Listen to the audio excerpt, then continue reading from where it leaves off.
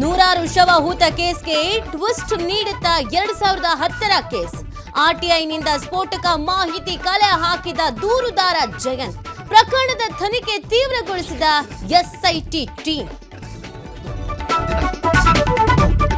ಪರಿಶಿಷ್ಟ ಜಾತಿಗಳ ಒಳ ಮೀಸಲಾತಿ ಹಂಚಿಕೆ ಸುಖಾಂತ್ಯ. ಎಡಗೈ ಬಲಗೈಗೆ 6%, ಸ್ಪರ್ಶ ಅಲೆಮಾರಿಗೆ 5% ಮೀಸಲಾತಿ. ಇವತ್ತು ಅಧಿವೇಶನದಲ್ಲಿ ಸಿಎಂ ಸಿದ್ದರಾಮಯ್ಯರಿಂದ ಘೋಷಣೆ.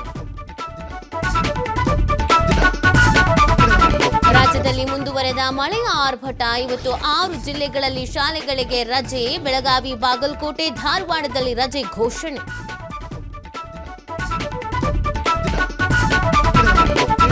ಆನ್ಲೈನ್ ಗೇಮ್ಗೆ ಬ್ರೇಕ್. ಬೆಟ್ಟಿಂಗ್ ಆಪ್ ನಿಷೇಧ. ಅನಧಿಕೃತ ಬೆಟ್ಟಿಂಗಿಗೆ 7 ವರ್ಷ ಜೈಲು ಶಿಕ್ಷೆ.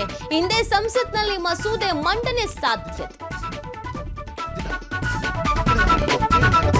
ರಷ್ಯಾ ಉಕ್ರೇನ್ ಕದನ ವಿರಾಮಕ್ಕೆ ಶೀಘ್ರವೇ ಮತ್ತೊಂದು ಸಭೆ. ಹಂಗೇರಿಯ ಬುಡಾಪೆಸ್ಟ್ನಲ್ಲಿ ತ್ರಿಪಕ್ಷೀಯ ಮಾತುಕತೆ. ಸಭೆ ಯಶಸ್ವಿಯಾದರೆ 3.5 ವರ್ಷಗಳ ಯುದ್ಧ ಅಂತ್ಯ.